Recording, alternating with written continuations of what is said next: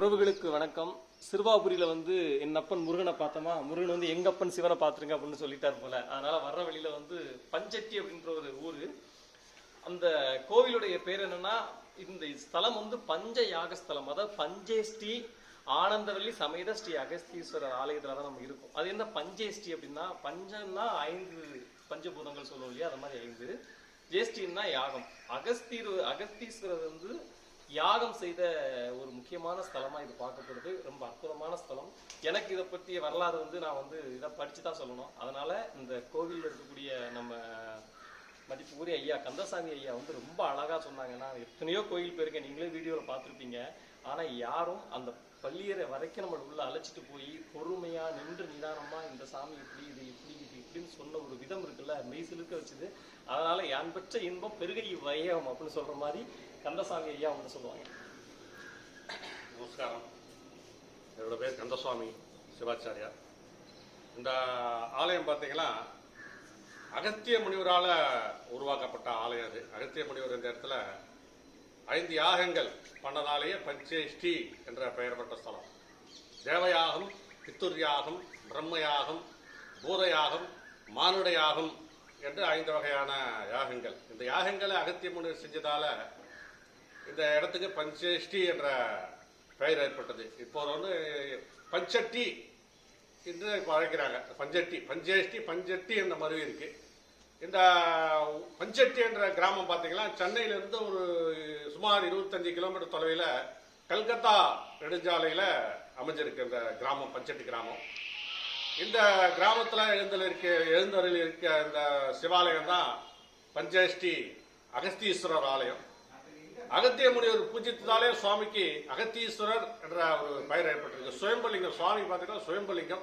அகத்தியர் காலத்துக்கு முற்பட்டு இருந்ததாகவும் அகத்தியர் இங்க பூஜை பண்ணதால அகத்தீஸ்வரர் என்ற ஒரு பெயர் ஏற்பட்டதாகவும் ஒரு ஐதீகம் இங்க.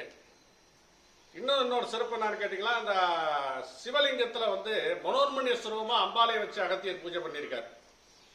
வாமபாகத்துல, அதாவது லிங்கத்தோட இடது பாகம் பார்த்தீங்கன்னா மனோன்மணி. எப்பவுமே இடது பாகம் அம்பாளுக்குரியது, சிவனுடைய இடது பாகம். இங்க லிங்கத்திலே ஒரு அரூபமான ஒரு காட்சியா மனோன்மணிய சக்தியை ஒரு அரூபமான ஒரு காட்சியா வைத்து சிவசக்தி சுரூபமா இங்க அகத்திய முனிவர் இங்க பூஜை பண்ணியிருக்காரு இந்த ஆலயத்துல. இந்த இடத்துல அகத்தியரால இந்திரன், இந்திராணி, விஸ்வரூபன் போன்றவருக்கெல்லாம் சாப மோச்சனம் கிடைச்சிருக்கு. சுகேது என்ற அசுரருக்கும் அவருடைய குடும்பத்திற்கும் அகத்திய முனிவர் இங்க சாப மோச்சனம் பண்ணி வச்சிருக்காரு. அதனாலேயே இந்த பஞ்சேஷ்டி ஆலயம் கர்ம வினைகள் தீர ஒரு ஆலயமா இருக்கு. மித்ரதுஜன் என்ற மன்னர் ஒருவர் காஞ்சிபுரத்தை தலைமையாக வச்சு ஆட்சி சென்றிருக்கப்போ ஒரு சிறந்த சிவபக்தரா அந்த மன்னர் ஒவ்வொரு பிரதோஷ காலத்துக்கும் தவறாம இந்த பஞ்சேஷ்டி தலத்துக்கு பிரதோஷ தரிசனம் செய்யறது வழக்கமாக கொண்டு இந்த மன்னருக்கு ஒரு பிரதோஷ காலத்திலே அந்த மன்னர் பஞ்சேஷ்டிக்கு பிரதோஷ தரிசனத்துக்காக வந்து கொண்டிருக்கும் போது வரும் வழியில் புலியின் உருவில் ஈஸ்வரர் தோன்றி அந்த மன்னரை சோதிப்பதற்காக சிறு நாடகம் நடத்தி பிறகு அந்த புலி மறைந்து ரிஷபாரூடர் குலத்திலே சுவாமி அம்பாலை பிரத்யட்சமாக காட்சியளித்து பிரதோஷ மகிமைகளையும் பெருமைகளையும் விலக்கி சென்றதாகவும் அதன் பிறகு அந்த மன்னருடைய ஆட்சி காலங்களிலே பல திருப்பணிகள் அந்த ஆலயத்துக்கு செஞ்சதாகவும் பிரதோஷ பூஜைகள்லாம் நல்லபடியாக நடப்பதற்கு வழிவகை செய்ததாகவும் தலபுராணம் சொல்றது. அதனாலே இந்த ஆலயத்துல பிரதோஷ கைங்கரிகள் பண்ணா நமக்கு உயர் பதவிகள் நம்மளை தேடி வரக்கூடணும், நம்முடைய பிரார்த்தனைகள் நிறைவேறன்னு ஒரு ஐதீகம் இருக்கு. சுயம்புலிங்கம் அகத்தியர் பூஜித்த அகத்தீஸ்வரன் சுவாமி பெயர் ஏற்பட்டிருக்கு. தீர்த்தம் பாத்தீங்களா, அகத்திய தீர்த்தம். அகத்தியர் கங்கை நதியை இந்த ஆலய தீர்த்தமா உருவாக்கி இருக்கார். சர்வரோக நிவாரண தீர்த்தம், சகல வியாதிகள் நிவர்த்தியாகிறதா ஐதீகம். அதுல அம்பாள் பெயர் ஆனந்தவல்லி. இங்க அம்பாளுக்கு பாத்தீங்கன்னா 3 கண், நெற்றியில 3ஆவதா கண், உருவத்திலேயே 3 கண் இருக்கு. முக்கண்ணியை தொழுவோர்க்கு ஒரு தீங்கிலேர் அபிராப்பட்டவருடைய பாடல் வரிகளுக்கு உயிர் கொடுப்பதை போல அம்பாளுக்கு இங்க 3 கண். கருப்பும் பச்சையும் சேர்ந்த ஒரு மரகத மேனி அம்பாள். விழிகள் ஒரு பிரகாசம், முகத்துல ஒரு தேஜஸ், உயிரோட்டமான ஒரு முகத்தை பார்க்காம இருக்கிற அம்பாலை பார்த்தா.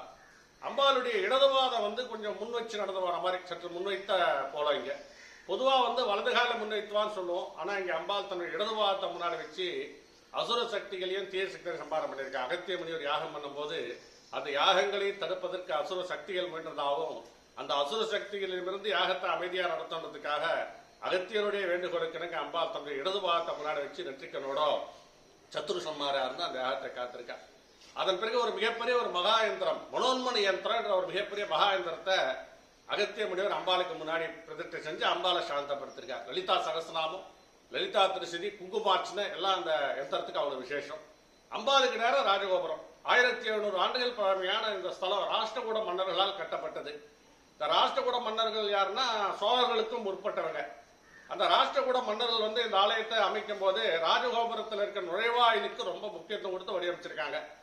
அதுல ஏராளமான புராண சிற்பங்களை பார்க்க முடியும். அந்த சிற்பங்கள்லாம் ஏதோ சாதாரண தூண்ட வடிச்ச சிற்பங்களா இல்லாம மூலஸ்தான மூர்த்திகளுக்கு என்ன ஒரு முக்கியத்துவம் கொடுத்து வடிவமைக்கிறோமோ அந்த அளவுக்கு தேஜஸா உயிரோட்டமாகவும் அமைச்சிருக்காங்க. குறிப்பிட்டு சொல்லணும்னா நவகிரகங்களை ஒரே நேரம் அம்பாளை நோக்கி வடிவமைச்சிருக்காங்க. அதுல கழுகு வாகனத்துல சனீஸ்வர பகவான் இருக்கார். பொதுவா எல்லா இடத்துலயும் நம்ம காக வாகனத்தை சனீஸ்வர பகவான் பார்க்க முடியும். இங்கே கழுகு வாகனத்தை சனீஸ்வர பகவான். நவகிரகங்கள் அம்பிகையை நோக்கி இருக்கிறதா நவகிரக தோஷங்கள் நிவர்த்தி ஆகிறதா ஐதீகம்.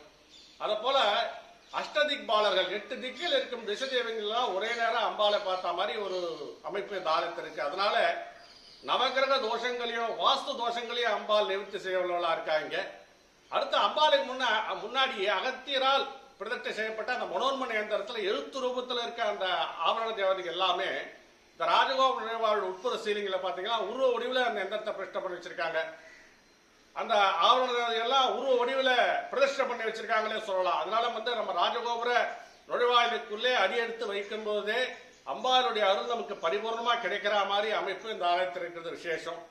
4 யுகங்களில் நடந்த நிகழ்ச்சி, 18 புராணங்களில் நடந்த நிகழ்ச்சிகள் அந்த ராஜகோபுர நுழைவாரை சுற்றி நாம சிற்பங்களா பார்க்க முடியும். தெற்கு திசையை நோக்கி ஒரு ஆலயத்துடைய ராஜகோபுரம் அமைந்திருந்தாலே அது ஒரு பரிகார ஸ்தலம் சொல்லுவாங்க.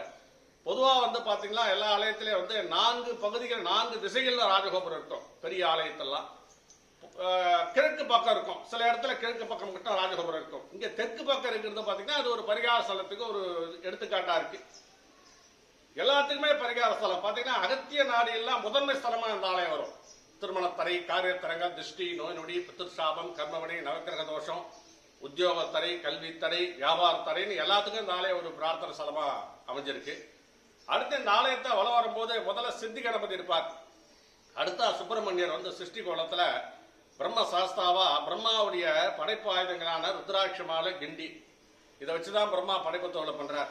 பிரம்மாவை சிறைபிடிச்சிட்டு அவர்கிட்ட இருக்க அந்த ருத்ராட்ச மாலை கிண்டிய முருகர் வாங்கி முருகரே சிருஷ்டி பண்ற பிரம்ம சாஸ்தாவா அருள்பாலிச்சுட்டு இருக்காருங்க. அடுத்த பின்புறத்துல ஒரு ஈஸ்வரர் இருக்கார், இஷ்டலிங்கேஸ்வரன் சுவாமிக்கு பேர். அகத்திய முனிவருடைய பிரதான சீடர் புலஸ்தி ரிஷியும் இங்க அகத்தியரே தங்கியிருந்து தனியா ஒரு லிங்கத்தை பிரதிஷ்டை செஞ்சு வழிபாடு செஞ்சிருக்கார். நம்மளுடைய விருப்பங்கள் நிறைவேறும், மன அமைதி கிடைக்கும், வழக்கு வியாஜங்கள்லாம் நிவர்த்தியா வழிபாடு செஞ்சா கடன் தொல்லைகள் தீரும். ட்ரை ஃப்ரூட்ஸ் வகையெல்லாம் படையெல்லாம் போட்டு அவரோட பிரார்த்தனை செய்யறது மூலமா பிரார்த்தனைகள் நிறைவேறதா ஒரு ஐதீகம். அடுத்த காலபைரவர் ரொம்ப பழமையான மூர்த்தி. இங்க விழாமல் காப்பவரே போற்றின்னு காலபைரவர் சொல்றோம். அந்த மாதிரி இங்க காலபைரவர் வந்து வளர்பிறை அஷ்டமி, தேய்பிரை அஷ்டமி இந்த மாதிரி நாட்கள்லாம் சிறப்பா வழிபாடு இருக்கு.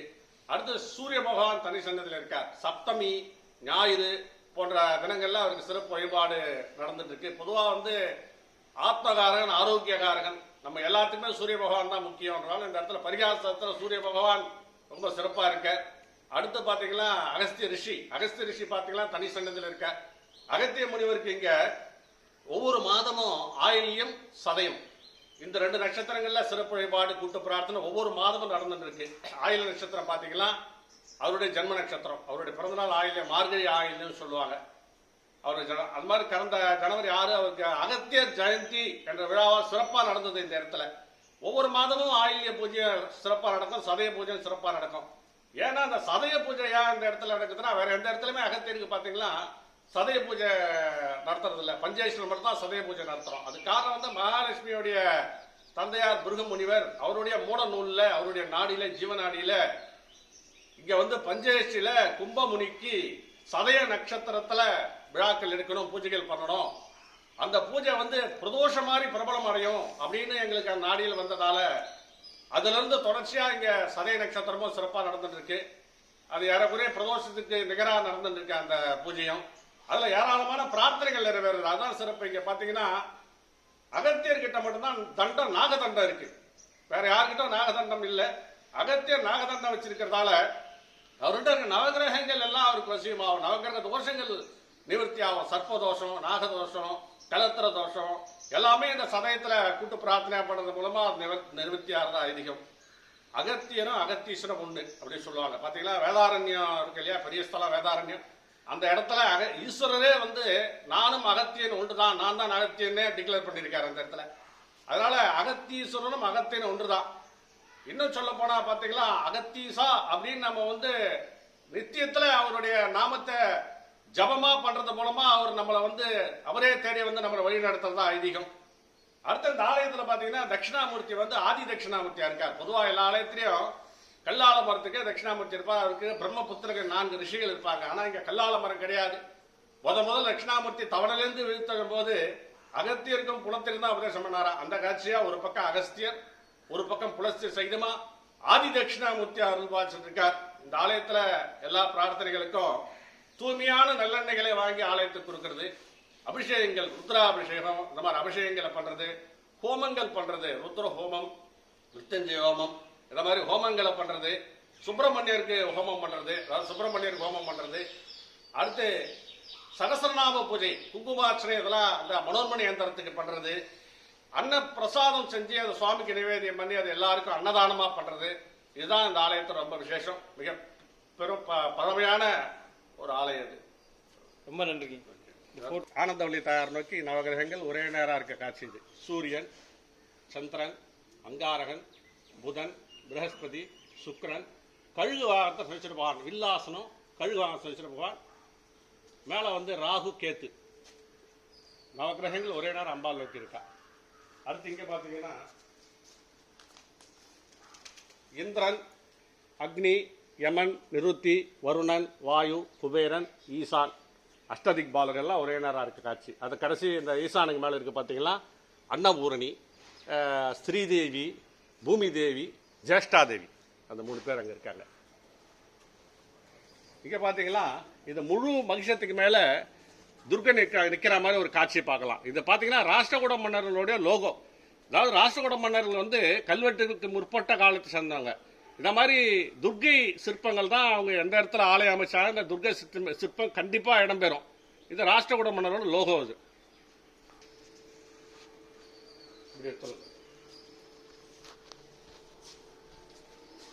இந்த பிரம்மசாஸ்தா, பிரம்மா வந்து பிரம்மாவுக்கு முருகர் பாடம் போடுற காட்சி பிரம்மசாஸ்தா. இங்க போர்க்கோளம், முருகருடைய போர்க்கோளம். ஒரு பக்கம் வள்ளி, ஒரு பக்கம் தேவயானோட முருகருடைய போர்க்கோளம். அது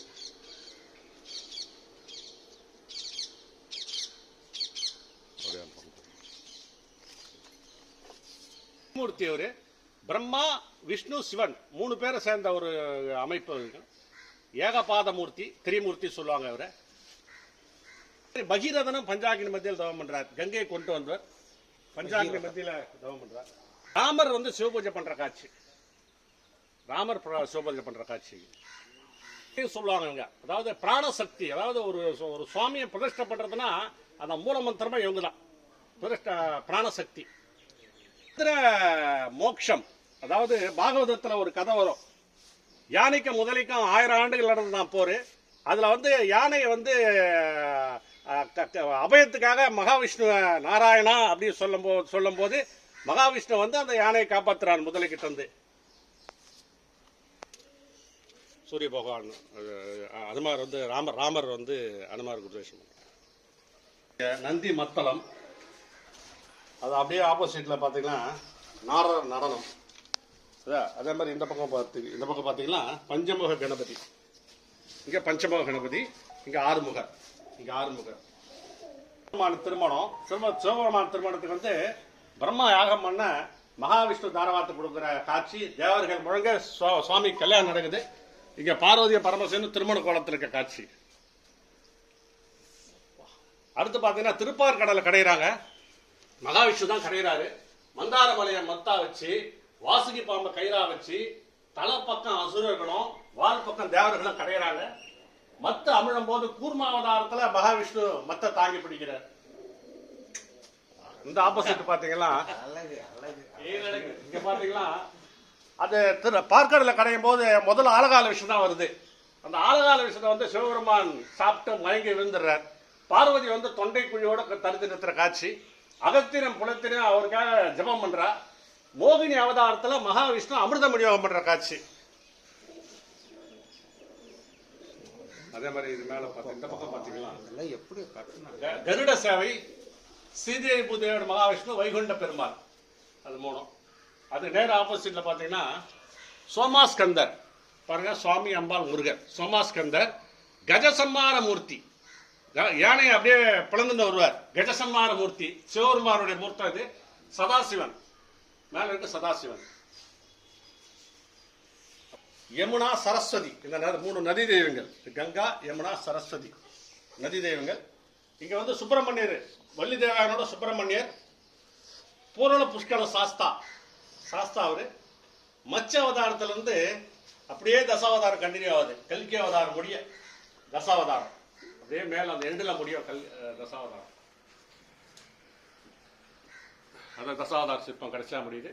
அதுக்கு அடுத்து பாத்தீங்கன்னா சிலந்தி, பாம்பு, யானைக்கு மோட்சம் கொடுத்த காளஹஸ்தி, அந்த வாயு கஷேத்திரம். அதுக்கு அடுத்து இருக்க சிற்பம் பார்த்தீங்கன்னா யோக தட்சிணாமூர்த்தி. அதுக்கப்புறம் இருக்கிறது மூஷிக கணபதி, பிரதோஷ நாயகர், சாமுண்டீஸ்வரி, நிருத்த கணபதி, உச்சிஷ்ட கணபதி. அதே இதுல இன்னொரு சிறப்பு என்னன்னு பாத்தீங்கன்னா, அந்த எந்திரத்தோட மையப்பகுதியில ஏகாதச கோணம் வச்சிருக்காங்க பாருங்க. அந்த 11 எண்டு பேப்பர்ல வச்சு நம்ம டிராயிங்கா வரைஞ்சா கூட கோணல் மாடலா வரும். இங்க அவ்வளவு தத்துரூபமா அந்த 11 கோணங்கள், ஏகாதச கோணங்கள் தத்துரூபமா பண்ணிருக்காங்க. அதான் இங்க சிறப்பு. இந்த கதிர்வீச்சு நம்ம மேல ராஜகோபுரம் நுழைவாயிலுக்குள்ள நம்ம நுழையும் போதே இந்த கதிர்வீச்சு நம்ம மேல படுற மாதிரி அமைப்பு. கர்ப்ப கிரகத்துக்கு நிகரான ஒரு இடம் இது. இந்த இடத்துல நம்ம ஜபம் பண்றது, பிரார்த்தனை பண்றது அவ்வளவு விசேஷம். இங்க எல்லாமே சிவபெருமான் முன்னாடி தான் இருப்பாங்க. அது மாதிரி மொத்த தேவர்களும் சிவபெருமான் முன்னாடி ஆடி பாடி இருக்க காட்சி. ஒவ்வொருத்தரும் ஒரு வாத்தியங்களும் இதுவும் வச்சிருப்பாங்க. சரஸ்வதி வீணை, நந்தி மத்தளம், நாரதர் வீணை வச்சிருக்காரு, காளி நடனம், நடராஜர் நடனம், பிரம்மா தாளம், எல்லாம் ஃபுல்லாவே இந்த இடம் தான்